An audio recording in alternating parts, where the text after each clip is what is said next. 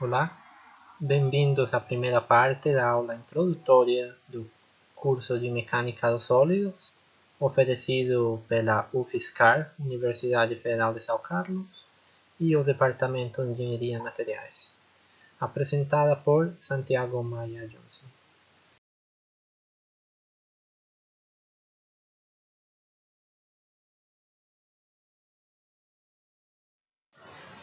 Bom, para começar, eu quero que todos parem e pensem: o que é mecânica dos sólidos?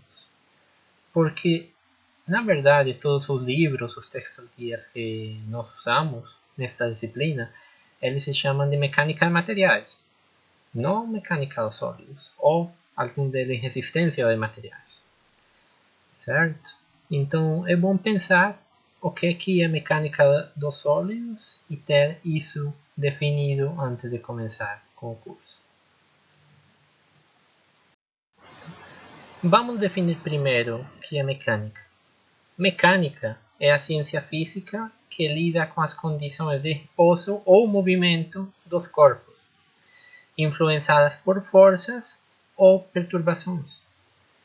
No caso, se o corpo está em repouso, a ciência que lida com isso é chamada de estática. Quando o corpo está em movimento, é chamada de dinâmica. Na maioria de nossos exemplos, nossos corpos de estudo, nossos elementos para estudar, eles vão estar em repouso. Então, não nos vamos a centrar na estática. Algumas vezes eles podem até estar em movimento, mas é um movimento constante, ou seja, aceleração zero. Se a aceleração é zero, então somatória de forças é igual a zero, porque a aceleração é zero, que seria um caso muito semelhante ao corpo que está em repouso. E então, as mesmas equações que nós usamos para os corpos que estão em repouso, elas podem ser usadas para corpos que estejam em movimento, mas com aceleração zero. Agora, uma diferença que tem mecânica de materiais com os cursos introdutórios de física é que nós trabalhamos com corpos deformáveis. Antigamente, vocês trabalhavam com corpos rígidos, certo? Então, o corpo deformável é aquele que pode mudar de tamanho ou forma como resultado de cargas que são aplicadas sobre ele. Ou mudança de temperatura, mas isso aí de temperatura a gente não vai trabalhar no curso. Um exemplo de corpo deformável é uma prancha de mergulho, certo? Ela pode visivelmente mudar sua forma devido ao peso de um mergulhador. As mudanças de tamanho ou forma são referidas como deformação. Muitas dessas deformações podem ser pequenas ou invisíveis ao olho. Isso não quer dizer que uma coisa que você aplique uma força não se esteja deformando. Ela se deforma, mas você às vezes não consegue enxergar naquelas deformações. É por isso que a gente usa o exemplo de uma prancha de mergulho, porque as deformações são grandes, visíveis. Para entender estas deformações, é importante compreender como um material sólido se comporta sobre os efeitos de aplicação de uma carga. E é ali onde entra a palavra sólido, porque o material às vezes poderia ser também um fluido.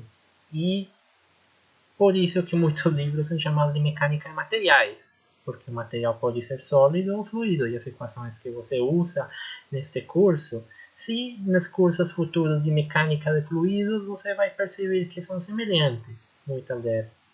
Então, neste curso, nós somente vamos trabalhar com materiais sólidos, e por isso que nós chamamos o curso de mecânica de sólidos, e não de mecânica de materiais.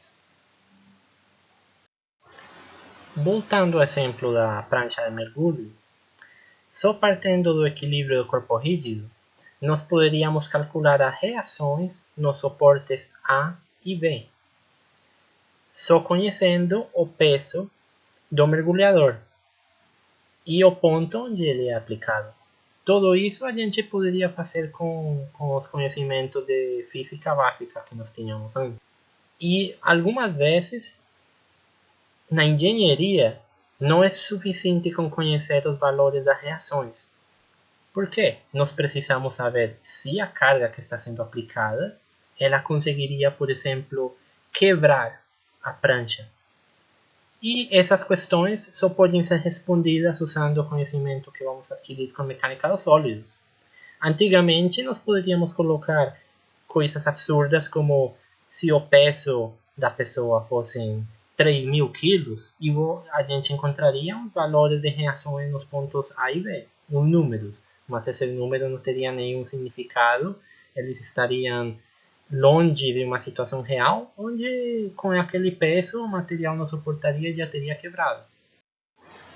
Com os conhecimentos que vamos adquirir no curso de Mecânica dos Sólidos, nós poderíamos responder perguntas do seguinte tipo.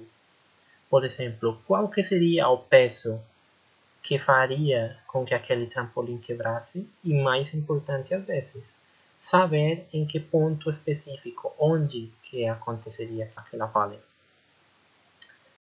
Também poderíamos determinar qual que é a deflexão do ponto C, devido ao peso W do mergulhador, que faria com que a prancha se deformasse, mudando a posição do rolo B.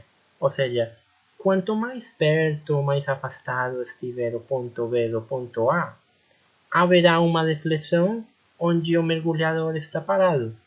E nós poderíamos calcular, dependendo dessa distância entre os pontos, a deflexão do ponto C. Se nós quisermos maximizar ou calcular uma distância específica, uma deflexão específica daquele ponto. Outras perguntas que poderíamos responder seriam com respeito à geometria e ao tipo de material do qual estão feitos nosso sistema. Por exemplo, aquela prancha de mergulho, será que ela poderia ser cônica? Ou seja, que a espessura no começo, no ponto A, seja maior e conforme avance o comprimento for diminuindo.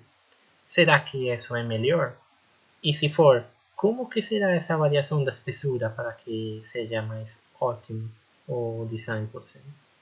Ou perguntas relacionadas com o tipo de material.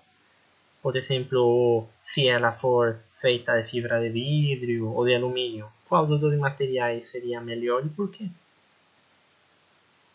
Todos esses tipos de perguntas, eles podem ser respondidos com mecânica dos sólidos.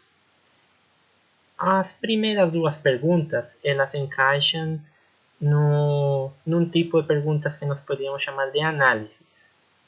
As outras duas, elas seriam perguntas de tipo de design. A primeira, ela fala sobre a resistência do material, se ele vai quebrar ou não. E a segunda pergunta, ela fala sobre a rigidez do sistema, porque às vezes, mesmo que o material não quebre, nós como engenheiros não queremos que a deformação seja muito grande. O material pode não quebrar, mas ninguém quer que a prancha se deforme uma coisa tão absurda como para que o mergulhador possa cair a causa daquela deformação. Bom, para resolver os problemas de mecânica dos sólidos, nós precisamos de três coisas. Primeiro, como já tínhamos falado, que o sistema estiver em equilíbrio. Equilíbrio quer dizer que o sistema esteja em repouso ou, como falamos, a velocidade constante, ou seja, aceleração zero. E isso vai permitir com que nós façamos somatória de forças igual a zero e somatória de momentos igual a zero. Essas equações de equilíbrio nós usaremos em todos os nossos exercícios e sempre estão presentes. Todo exercício nós faremos somatória de forças igual a zero, somatória de momentos igual a zero. Além, precisamos conhecer nossa geometria de deformação. Mais para frente, no seguinte slide, veremos isto em detalhe. Essa geometria, nós chegamos nela fazendo certas simplificações e idealizações da parte real. Vamos a simplificar para uma coisa mais simples. Um objeto real em 3D, nós vamos levar para um objeto em duas dimensões, fácil de trabalhar no papel. Essas simplificações têm que ser o mais acertadas possíveis. Também precisamos conhecer as conectividades entre diferentes membros do sistema, por exemplo, como é que estão conectados os suportes A e B na prancha de mergulho e quais que são as restrições ou limitações do nosso modelo. Bom, outra coisa importante é o comportamento do material, saber como ele se comporta com a aplicação de uma determinada força, qual que é a máxima força que ele consegue suportar, ou seja, qual que é a sua resistência, qual que é a máxima deformação que ele consegue chegar. E esse tipo de respostas elas só podem ser alcançadas fazendo testes experimentais no material. Nós não faremos isto. Isso já tem valores para muitos materiais de engenharia, para aços, para todo tipo eles estão tabulados, eles aparecem em livros e nós usaremos aqueles valores de máxima resistência, máxima deformação, como valores de entrada nos nossos exercícios. Mais para frente, agora nas partes introdutórias, nós não trabalharemos com aquela parte do comportamento do material, mas se para quando cheguemos na parte de critérios de resistência, nós usaremos elas. De novo, a parte experimental não faz parte deste curso e nós só usaremos esses valores como variáveis de entrada. Em mecânica dos sólidos, igual que muitas outras disciplinas, não existe uma única maneira para chegar na resposta final. Existem vários caminhos, alguns deles fáceis, outros mais complexos, mas no final todos aqueles caminhos têm que chegar na mesma resposta. A maneira de você afrontar um problema vai depender de sua expertise. Algumas vezes tem caminhos muito mais rápidos para chegar na resposta, mas isso aí você só vai conseguir ver conforme você vai avançando na disciplina e consegue aprofundar nos conhecimentos. Você vai entender, se eu faço isto, é a maneira mais simples de resolver isto. Agora, outra pessoa pode fazer pelo caminho mais longo e os dois têm que chegar na mesma resposta. Aqui estamos olhando dois exemplos de como resolver o problema da prancha de mergulho que tínhamos visto anteriormente. 1, 2, 3. Bom, na figura de cima a gente vai ver as primeiras simplificações que nós poderíamos fazer para resolver este problema. Nesta, a gente vai assumir que os suportes A e o suporte B eles são rígidos. Isso quer dizer que eles têm deformação zero, como fazíamos nos cursos de física anteriormente. Isso quer dizer que mesmo com forças muito altas, o deslocamento neles na vertical vai ser nulo, vai ser zero. Por que fazer isto? Se nós tínhamos falado que agora a mecânica dos sólidos a gente vai ver corpos deformáveis, vamos estar mais cerca da realidade. Bom, esta é uma simplificação. Se nós não assumíssemos com que eles são rígidos, daria para resolver o problema? Sim, mas seria muito, muito, muito complexo. Nós demoraríamos muito e a mudança no resultado final, que no caso é saber quanta é a máxima carga que a placa da prancha de mergulho consegue suportar, o resultado final não mudaria muito. Seriam variações ínfimas, despreciáveis. E o cálculo para chegar nesse resultado seria absurdo. Então não vale a pena tomar em conta as deformações dos suportes, que são mínimas, e a gente pode assumir com que elas são rígidas e só ter em conta a deformação da mesma prancha de mergulho, para calcular, por exemplo, a máxima pressão no ponto C. Bom, nesse caso, nós assumiríamos com que o corpo deformável é a prancha e conseguiríamos calcular as deflexões no ponto C. Outra maneira de afrontar o mesmo problema é assumir que a placa ela é rígida e jogar toda a deformação no suporte no ponto A.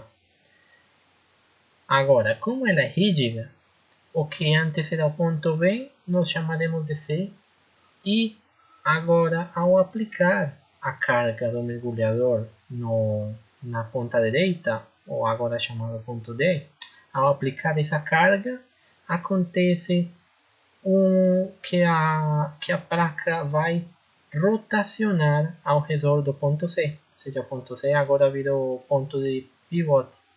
Ela vai girar ao redor desse ponto e o ângulo de giro ele vai ser a resposta e no final nós conseguiríamos calcular também, dependendo de quanto ela gire ou rote, na ponta D, depois com esse ângulo e uma relação de um triângulo retângulo simplesmente, poderíamos calcular a distância, que seria a mesma deslocação e seria equivalente à deslocação do ponto C de acima, que encontramos assumindo com as simplificações do começo. Então, observem que são duas maneiras de afrontar o mesmo problema. Neste caso, a deformação total aconteceria no ponto de pivote A, certo? Ou no suporte A. E a resposta no final tem que ser a mesma. Qual das duas é a melhor vai depender dos gostos da pessoa. Certo? Algumas são mais fáceis, outras mais difíceis. Existem dois tipos de forças a qual um corpo pode ser submetido. As forças de superfície e as forças de corpo. As forças de superfície são causadas pelo contato direto de um corpo com outro. Em todos os casos, essas forças são distribuídas pela área de contato entre os corpos. Ou seja, se temos um objeto de 3 dimensões, um objeto real, a força total, ou seja, a carga em newtons, a força é dividida pela área de contato entre os dois corpos que estão em contato. Ou seja, se tivéssemos uma força em newton, ela será dividida pela área em metros quadrados ou milímetros quadrados e teríamos uma distribuição de força de newton sobre metro quadrado.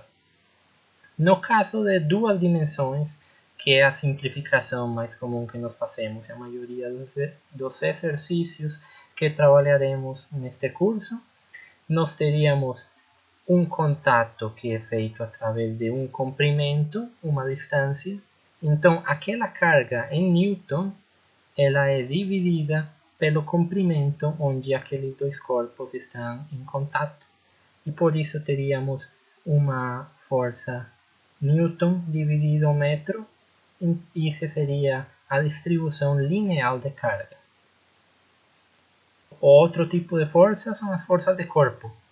Estas aparecem quando um corpo, sem estar em contato direto com outro, exerce uma força. Exemplos são a gravitação, eletromagnetismo. No nosso caso, a gente não vai trabalhar com esse tipo de forças. No máximo, teremos o efeito do peso de um corpo, ou seja, o efeito da gravitação. E a única coisa para ter em conta é que nós vamos aquelas forças de corpo vão ser centradas sempre no centro de gravidade do corpo. Então, caso algum exercício precise que o peso do corpo seja tido em conta no momento do cálculo, nós centraremos o peso total de aquele corpo no centro geométrico, como se fosse uma força pontual atuando no centro geométrico desse corpo.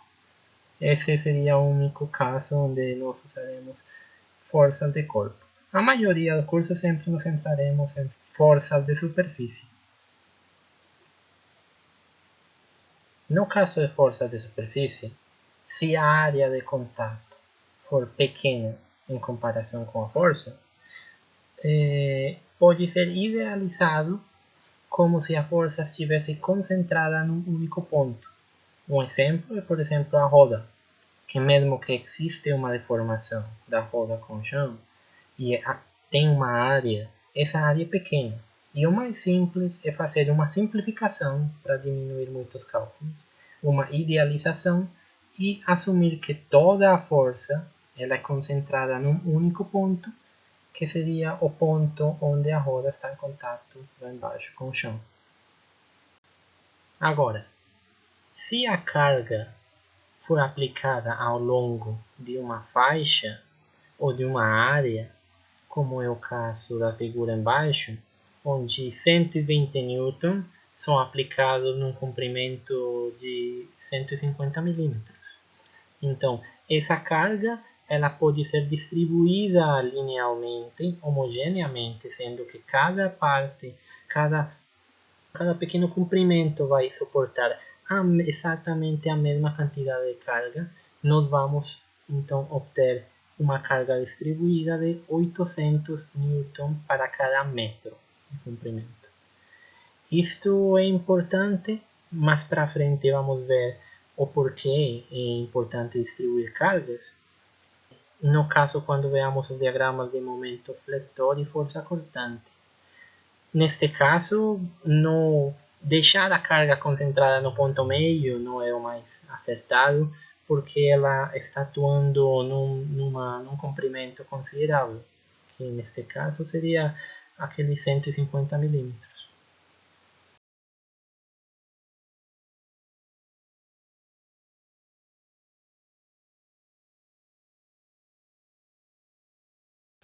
Agora, aquela força distribuída, neste caso linearmente distribuída, que ela parece um retângulo, nós vamos deixar sempre distribuída até o ponto onde nós fôssemos fazer as equações de equilíbrio para fazer os cálculos.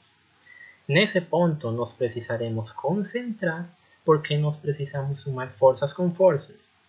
E no caso, uma força distribuída tem as unidades de Newton sobre metro.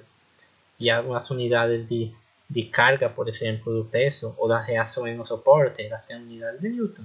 Se nós queremos somar, tudo tem que ter as mesmas unidades, Newton com Newton. A gente não pode somar laranjas com maçã, certo? Tudo tem que ter as mesmas unidades. Por isso, as forças elas são distribuídas e no momento em que a gente for fazer a somatória de forças igual a zero, ou seja, quando nós fôssemos fazer nossas equações de equilíbrio, precisamos concentrar. A grande coisa que vocês têm que lembrar é que as forças elas são concentradas no centro geométrico das áreas. No caso de um retângulo, o centro geométrico é o meio, igual que se fosse um semicírculo, por exemplo. Algumas outras geometrias são mais complexas, elas têm formas de parábolas ou triângulos. Sempre, sem importar qual que seja a geometria, a força resultante concentrada ela atua no centro geométrico. Como se calcula o centro geométrico de áreas mais complexas, veremos para frente. Não é o objetivo do curso, então sempre teremos geometria simples, retângulos, triângulos, onde calcular o centro geométrico é fácil.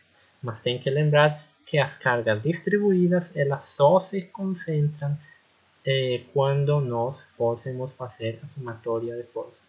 Nunca antes. Reações dos suportes.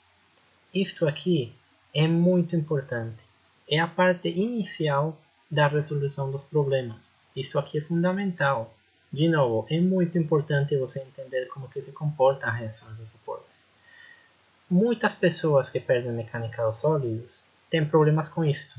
Porque se você não coloca as forças da maneira correta, acontece duas coisas. Ou você não vai conseguir resolver o exercício porque você vai ter mais incógnitas do que o número de equações. Ou seja, você colocou forças a mais, forças que na verdade não existiam e que você colocou. Isso vai fazer com que você não consiga resolver o exercício. Ou você vai chegar numa resposta errônea porque você não colocou as forças que deveriam estar ali. Por exemplo, você esqueceu de colocar um momento ou uma força vertical. Isso vai fazer com que os seus resultados sejam errôneos. Não é complicado. Na verdade é simples, mas algumas pessoas têm problemas com isso. Então, por favor, vão lá nos livros, estudem bastante até que tenham bem claro esta parte de reações no suporte. O que acontece? Então, se um suporte ele impede a traslação numa determinada direção, uma força aparecerá como resultado e será oposta ao deslocamento que ela está impedindo. Da mesma maneira, se existe uma rotação, mas o suporte impede esta rotação, deverá ser colocado um momento na viga. Vamos supor como uma parede. Uma parede, quando você tem uma viga numa parede e você aplica uma força para comprimir a viga, se a parede não estivesse ali, então a viga seria deslocada, no caso de, como as figuras aqui embaixo, se uma força for aplicada de direita para esquerda, a viga teria que se deslocar, certo? Como a força que aparece aí na figura. Mas, como a viga não se desloca porque a parede está ali impedindo o movimento, isso quer dizer que existe uma força oposta àquela direção, que neutraliza a força aplicada. Mesma coisa acontece com o momento. Se você tentasse girar a viga, fazer rotacionar ela não vai poder girar porque a parede está apertando a viga, não deixa ela girar nem rotar. Então, isso quer dizer que existe um momento na direção oposta ao momento que você está aplicando a viga para fazer girar. Os três principais tipos de suportes que nós temos seriam suportes a rolo, o suporte de tipo pino e engastamento na parede. Nos seguintes slides nós discutiremos eles de maneira mais extensa. O suporte em rolo ou apoio móvel é um tipo de suporte que ele restringe o deslocamento na direção vertical, mas ele permite um livre movimento na horizontal. Também permite rotações, ou seja, a única coisa que ele bloqueia são os deslocamentos no eixo Y, no eixo vertical. Como ele restringe estes movimentos, aparecerá uma força na direção vertical, no eixo Y, uma força como reação a aquele bloqueio de movimento. Na imagem da esquerda a gente vê uma imagem de um vídeo para que vocês possam ir lá, acessar, são vídeos curtos, e na direita alguns exemplos da vida real. Olhem que, por exemplo, tipo de cilindros, esferas, ou como na parte de baixo simplesmente colocar uma viga sobre uma coluna, isso já irá restringir o deslocamento na vertical, mas deixará livre a movimentação na horizontal. Na parte de baixo, obviamente, uma coluna e a viga eles têm força de frição entre eles, mas no curso uma das simplificações que nós fazemos é que nós vamos despreciar completamente a força de frição. Nós despreciaremos a força de frição, faremos de conta com que ela não existe e só focaremos nas limitações espaciais, ou seja, se ele bloqueia o deslocamento naquela direção ou não. O suporte tipo pino ou apoio fixo, ele é um tipo de suporte que restringe deslocamentos tanto na horizontal como na vertical, mas ele permite livre rotação no eixo do pino. Como se observa na direita, faz de conta com que você tem sua viga, seu eixo, faz um buraco no meio e coloca um pino para conectar com outra estrutura. Isto faz com que os deslocamentos sejam restritos, mas em duas dimensões, como nós fazemos simplificações de estruturas reais 3D e levamos para duas dimensões. Naquelas duas dimensões, existe uma livre rotação no eixo onde foi colocado o pino. Então, nós teremos dois tipos de reações, tanto na horizontal como na vertical. O engastamento é o tipo de suporte que tem maior número de restrições. Ele pode ser uma viga numa parede ou uma coluna no chão. E como se observa, a estrutura ela está presa. Então, não pode ter deslocamentos em nenhum eixo, não pode ter deslocamentos horizontais, não pode ter deslocamentos verticais, não pode ter nenhum tipo de rotação em nenhum tipo dos eixos. Mesmo em uma estrutura 3D, em qualquer um dos eixos, todas as rotações estão bloqueadas. A causa disto sempre vão aparecer em duas dimensões quando nós fazemos as simplificações para duas dimensões. Nós teríamos então umas forças de reação que aparecem como uma oposição àquele bloqueio nos deslocamentos nas direções x, y, e também teríamos um momento que aparece como uma reação àquele bloqueio nas rotações. Este é o apoio mais restrito, então sempre tem que aparecer as três reações, duas forças mais um momento. E aqui terminaríamos a primeira parte da introdução ao curso de Mecânica dos Sólidos. Lembrando que esta parte de suportes tem que estar bem clara, porque é o começo, são os fundamentos, é com as bases de como vamos resolver os nossos exercícios, e aquelas reações que aparecem nos suportes, elas têm que estar bem definidas. Muito obrigado, até a próxima.